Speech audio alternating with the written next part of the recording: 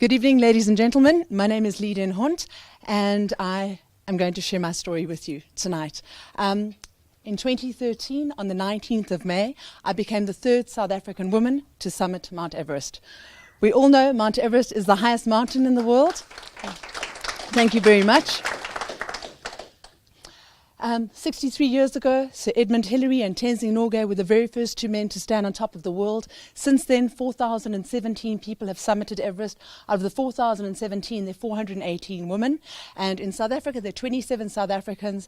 And out of those 27 South Africans, there are 3 women, me being the third woman.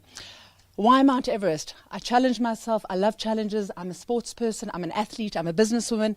And in June 2012, I was sitting on the couch thinking, what's the next big thing in my life? And I made a decision that I was going to attempt to summit Mount Everest. We'd used a motivational speaker called Lewis Pugh, and I was so motivated by him. I sent him an email. I said, Lewis, I want to attempt to summit that mountain. He said 3 things. Number 1, you can believe anything if you believe it's possible. Number 2, meet my friend Sibasiso Vilani. And number 3 is go with the right people, because a lot of people have lost their lives on Mount Everest. I was so ignorant, ladies and gentlemen. I went to work on the Monday. I went onto Google. I said, how do I climb Mount Everest? 2 big things came to the fore. Number 1, the personal cost. It cost me 600,000 Rand for a personal adventure. Number 2, the length of time, 2 months on that mountain. I'm a novice climber. I've only done one mountain in my life, Kilimanjaro. Big difference. Kilimanjaro is 4 days up and it's 2 days down. It takes 2 months to climb Mount Everest. When finding out that this personal cost was going to be as high as 600,000 Rand, I sat with a friend of mine, Kate, one day. I said, Kate, I'm going to the highest point in the world. Who is the poorest of the poor in South Africa? Who needs money? Who needs raising awareness? And she said, they're an amazing group of children out at the Hartbeespoort Dam. Go and meet these kids. And I did. Ladies and gentlemen, the first day I met them, I met a 9-year-old little boy taking care of his 5-year-old sister. And I said to Sylvia, the social worker, I said, Sylvia, who's taking care of these kids? She said, Lee, whoever will be kind to them. And there and then I knew I'm going to do this mountain for a reason and a cause.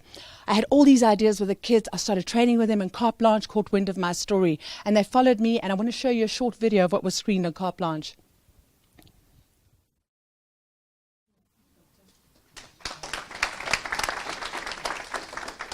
Thank you very, very much.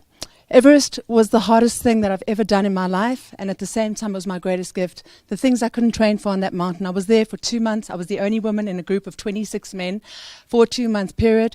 One of the things, my greatest challenges was the cold. The very first night at base camp was minus 21 degrees. I woke up every morning saying, Lee, manage the cold, don't let the cold manage you. Lee, manage the cold, don't let the cold manage you. I knew if I didn't get on top of my cold management, I'd need to leave the mountain immediately, because the higher you go, the colder it gets. Every single day, I wore 110 factor sunblock on my face, and that is how badly burnt my skin was. But I suppose you don't get closer to the sun when you're standing on top of the world. The other things I couldn't train for, as South Africans, I'm sure you'll agree, our weather is amazing. Even in winter, we don't know what an avalanche is. Do you know that, ladies and gentlemen, nobody summited that mountain last year? 17 people died in an avalanche. The year before that, nobody summited Everest. 16 people died in an avalanche. We had avalanches every single day. We're fortunate that they did not reach us at base camp. That is a dead body being taken off the mountain. Out of the 600 climbers, there were 9 people that lost their lives. One night in our dining tent, there was a Russian climber, very experienced, a great personality. The next day he lost his life on that mountain. That's how dangerous it was. And then 2 months into that climb, we reached the death zone. Why is it the death zone? It's exactly that. There's 30% oxygen. Your organs start to shut down. You can't make the correct decisions. I started hallucinating. From those orange tents to the top of the world is 848 meters. It's less than a kilometer. I have to tell you that those 848 meters took me 14 and a half hours. Do you know that I've done 5 Ironmen? And I'm not saying that to profile me. An Ironman is an endurance event. It's a 3.8 kilometer swim in the sea. It's a 180 kilometer cycle. And then you do a 42 kilometer marathon. I have to tell you, I've done the Ironman in a shorter time period than what it took me to go from the death zone to the top of the world. And then I reached the top of the world, and I had that beautiful flag, and I dreamt of this moment. I had visualized it. I'd been carrying that flag for 2 months in my backpack, and I stood on top of the world with all those beautiful children that had signed the flag. And it was such a hard thing for me. It really was. I got there. It took me 14 and a half hours. It took me another 9 hours to get back to the death zone. And I have to share with you before I close is that I get asked 2 questions very frequently. Number 1, Lee, did you ever think you weren't going to make it? And number 1, yes, I did. I didn't think I was going to make it. And I'm an athlete. I'm fit. I'm trained. I'm confident. I'm unafraid of risks. And I didn't think I was going to make it.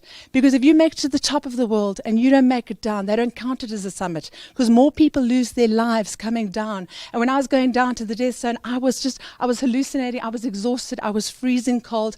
And I kept on thinking, shit, sorry about that. It was not meant to end this way. And the second question that I'm asked, but when you thought you weren't going to make it, Lee, what was that one thing that made you make it? And this, ladies and gentlemen, is what I want to share with you. In your life, if you believe, and I don't mean to get emotional about this, but I do feel emotional. If you believe in this life that your purpose is greater than your challenge, that there is nothing that you cannot achieve, and take that and think about it. And I'm not just talking about climbing mountains and doing endurance events, but now I want to share the best part of the story. I climbed the mountain, we raised the money, and do you know that on the 5th of December last year, we opened the Children's Center for those children. It's called the Field of Dreams. And that, ladies and gentlemen,